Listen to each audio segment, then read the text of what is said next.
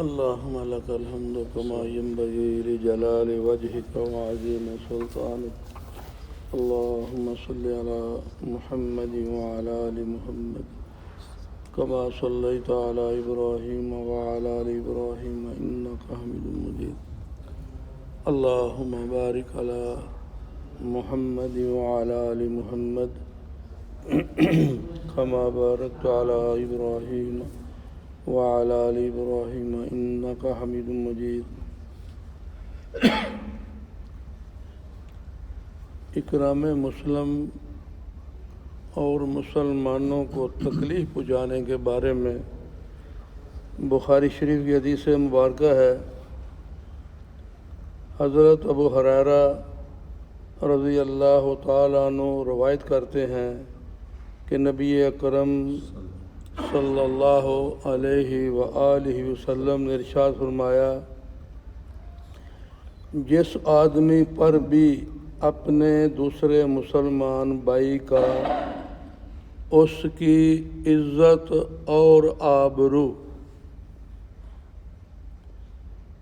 توجہ فرمائیں، غور سے کتنے نکتے کی بات ہے کہ جس آدمی پر بھی اپنے دوسرے مسلمان بھائی کا اس کی عزت اور آبرو سے متعلق یا کسی اور چیز سے متعلق کوئی حق ہو تو اسے آج ہی اس دن کے آنے سے پہلے معاف کرا لے. جس دن نہ دینار ہوں گے نہ درہم، اس دن سارا حساب نیکیوں اور گناہوں سے ہوگا. لہذا اگر اس ظلم کرنے والے کے پاس کچھ نیک عمل ہوں گے تو اس کے ظلم کے بقدر نیکیاں لے کر مظلوم کو دے دی جائیں گی. اگر اس کے پاس نیکیاں نہیں ہوں گی تو مظلوم کے اتنے ہی گناہ اس پر ڈال دیے جائیں گے. اب بھائی اس حدیث مبارکہ کی روشنی میں ہم نے اپنے اپنے گریبان میں جھانک کے دیکھنا ہے کہ میں کہاں ہوں اور میں کیا کرتا ہوں. میرے ضمیر کے علاوہ اس سے بڑھ کر میرا کوئی گواہ نہیں. یہ اللہ جاننے والے ہیں جو علیم و بذات الصدور ہے، دلوں کا جاننے والا ہے. اس کے بعد خود میرا ضمیر، اس سے بڑا اور کوئی گواہ نہیں جو میرے اندر کی آواز ہے کہ میں کسی کے لیے کیا کرتا ہوں. فرمایا اس دن کے آنے سے پہلے اپنے متعلق کوئی تمہارا معاملہ ہے تو اس کو معاف کروا لو. آقا نامدار علیہ السلام کے ارشادات مبارکہ جو ہیں اس کا نمونہ آپ نے خود بھی پیش کیا کہ آخری ایام ہیں، طبیعت میں بخار بھی ہے، سر درد بھی ہے، اللہ کے پاس جانے کے سفر کی تیاریاں ہیں. تو فرمایا بھائی اگر کسی کا کوئی میرے اوپر حق ہو تو وہ اپنا حق وصول کر لے. اگر میں نے کسی کو کچھ چھڑی ماری ہو، کوئی زیادتی کی ہو، حقوق العباد، تو بھائی مجھ سے اس کا بدلہ لے لو. تو ایک صحابی رضی اللہ تعالیٰ عنہ اٹھتے ہیں، کہتے ہیں جی ہاں جی میں نے بدلہ لینا ہے. اتنے الفاظ منہ سے نکلے کہ حضرت عمر رضی اللہ تعالیٰ عنہ کی تلوار میان سے باہر آ گئی کہ ادھر دیکھتا نہیں کہ آپ کی طبیعت پہ کیا اثرات مرتب ہو رہے ہیں. بخار کی شدت ہے، بیماری کی شدت ہے. آقا نے تو حضرہ کرم یہ فرمایا کہ بھئی کسی کا تو لے لو، اور اس نے برملا یہ کہہ دیا ہے. آپ نے فرمایا امت کوئی بات نہیں، چھوڑ دو، اس کا اپنا مطالبہ پیش کرنے دو. اللہ کمی بیشی معاف فرمائے. الفاظ کی ترتیب میں خلاصہ مفہوم جو ہے تو فرمایا کیا بھائی جی آپ سبسڈی کر رہے تھے تو آپ کی چھڑی میری کمر پر لگی تھی، اس کا میں نے بدلہ لینا ہے۔ چھڑی منگوا لی گئی۔ آ جاؤ بھائی جی۔ اس وقت یہ میری کمر ننگی تھی جب چھڑی لگی تھی۔ اب جو سن رہا ہے کہ یہ کیا ہو رہا ہے، آپ کی طبیعت مبارک اور بیماری کی شدت اور اللہ کی طرف تیاری کا سفر شروع، اور یہ آدمی کیا کر رہا ہے۔ لیکن آقا کے حکم کے سامنے کون چونگ چرا کر سکتا تھا؟ حکم دے دیا خاموش ہو جاؤ، اس کو اپنا بدلہ لینے دو۔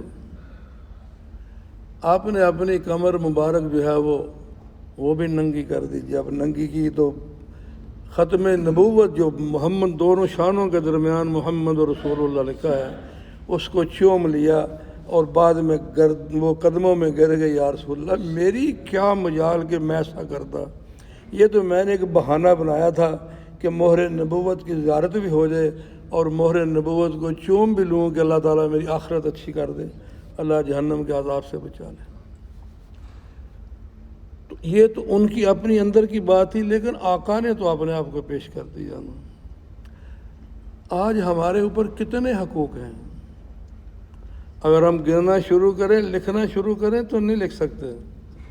رشتہ داروں میں، دوست احباب میں، جو ہمارے ماتحت ہیں، کام کرنے والے ہیں، کروانے والے ہیں، یعنی بگدڑ مچی ہوئی ہے، اور کسی کو کچھ خبر نہیں ہے کہ میرا انجام کیا ہو رہا ہے، کیا ہونے والا ہے۔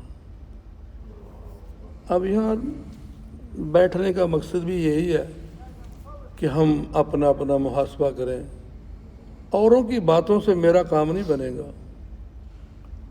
ہماری روح تڑپ رہی ہے، بھوکی ہے، اس کی غذا اللہ کا ذکر ہے۔ لوگوں نے ایک عجیب فلسفہ پیش کر دیا ہے، موسیقی روح کی غذا ہے۔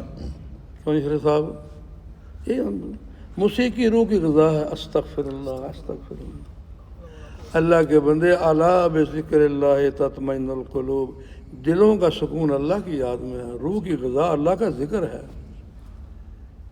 جسم مٹی سے بنا ہے، مٹی سے بنی ہوئی چیز سے جسم کو سکون ملے گا۔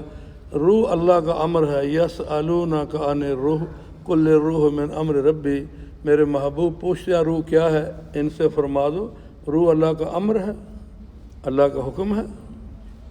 تو اس کی غذا روح اللہ کا امر ہے، اس کی غذا تو اللہ کا ذکر ہے، اور لوگوں نے کہہ دیا موسیقی روح کی غذا ہے۔ استغفر اللہ۔ تو اب میری روح تڑپ رہی ہے، ایک آدمی بھوکا ہے، اس کو بھوک لگی ہوئی ہے، اس کے سامنے کہو جی وہ فلاں ہوٹل میں کھانا بڑا پیارا پکتا ہے، وہ کل ولیمے کی دعوت تھی جناب، کیا مچھلی، کیا لیگ پیس، کیا روسٹ۔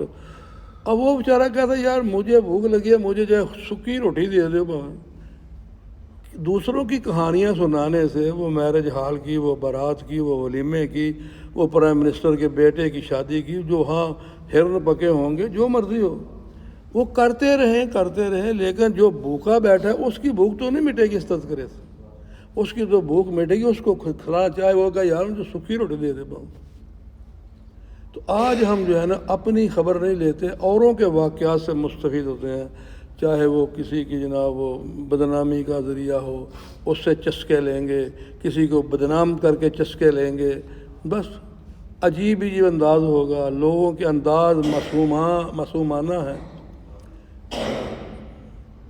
اور نیت لوگوں کو بدنام کرنے کی۔ جیسے امام غزالی فرماتے ہیں اسی حوالے میں کہ آدمی کی انداز کیسے ہے، اب وہ بدنام کرنا چاہتا ہے کسی کو، کسی کی بیٹی کسی غلط وجہ سے گھر سے چلی گئی، کسی کا دوستی تھی چلی گئی وہ، اب وہ یہ بات بتانی چاہتا ہے کہ فلاں کی بیٹی گھر سے بھاگ گئی ہے، اس کو ذلیل و رسوا کرنا چاہتا ہے۔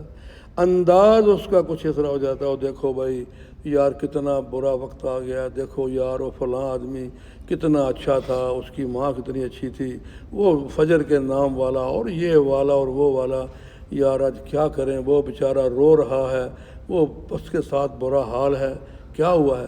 اتنی لمبی کہانی اس کی معصوم ہر چیز بتا کے بتانا یہ چاہتا ہے اس کی بیٹی بھاگ گئی ہے۔ اگر تو نہ بتائے تو تیری روٹی ہضم نہیں ہوگی۔ جو تو اتنا درد لیے بیٹھا ہے تو اس کے لیے دعا کر، وہ خیریت سے واپس گھر آ جائے، اس کی عزت خاک میں نہ مل جائے، تو اتنا معصومانہ انداز بنا کے یہ بتانا چاہتا ہے کہ اس کی بیٹی گھر سے بھاگ گئی ہے۔ تو یہاں یہ فرمایا کہ کسی مسلمان کا کوئی حق اس کی عزت کے متعلق، اس کی آبرو کے متعلق، اس کے لین دین کے متعلق کچھ بھی ہے، وہ دن آنے سے پہلے اپنا معاف کروا لو یا حق والے کو حق دے دو، وگرنہ وہ دن ایسا ہوگا جہاں نہ درہم ہوں گے، نہ دینار ہوں گے، نہ سونا ہوگا، وہاں تو نیکیاں دینی پڑیں گی، گناہ لینے پڑیں گے۔ تو اب بھئی یہ ہمیں سوچنا پڑے گا کہ اگر مجھے اب موت آ جاتی ہے تو میرے ذمہ کس کس کا حق ہے؟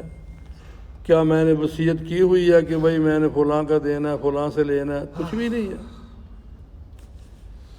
تو بہرحال اللہ تعالیٰ کی بارگاہ میں دعا کہ اللہ تعالیٰ ہمیں آج کی اس حدیث مبارکہ میں، کیونکہ مسلمان کی بڑی شان ہے، المسلم من سلم من مسلم من لسانہ و یدیہ، مسلمان وہ ہے جس کی زبان اور ہاتھ سے دوسرا مسلمان محفوظ ہو۔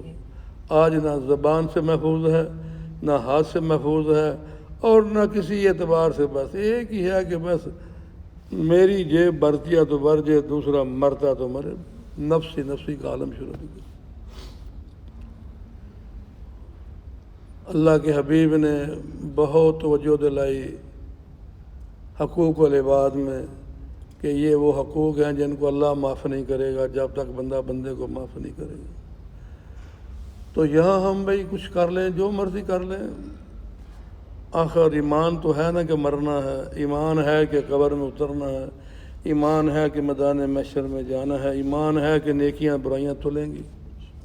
اس کے بعد فَمَن يَعْمَلْ مِثْقَالَ ذَرَّةٍ خَيْرًا يَرَهُ وَمَن يَعْمَلْ مِثْقَالَ ذَرَّةٍ شَرًّا يَرَهُ، ذرے کے برابر نیکی ہوگی، ذرے کے برابر برائی ہوگی، پیش کی جائے گی۔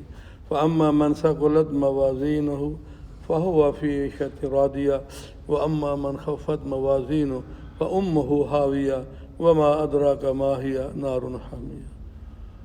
ذرہ ذرہ پیش ہوگا، ذرہ برابر نیکی پیش ہوگی، ذرہ برابر برائی پیش ہوگی۔ جس کی نیکیاں تول بڑھ جائیں گے، وزنی عمہ ہو جائے گا، وہ دل پسند زندگی میں ہوگا، عیش و عشرت کی زندگی میں ہوگا، اور جس کی نیکیاں کم پڑ گئیں وہ حاویہ، اللہ فرماتے ہیں وما ادراک ما ہی، تم کیا جانو ما ہی کیا ہے، نار حامیہ، وہ دہتی ہوئی آگ ہے۔ تو وہ یہ کوئی قصے کہانیاں نہیں ہیں، استغفر اللہ، یہ اللہ کے رسول کے فرامین مقدسہ ہیں، بحیثیت مسلمان کے، کلمہ گو کہ ہمیں ان کو اندر اتارنا پڑے گا۔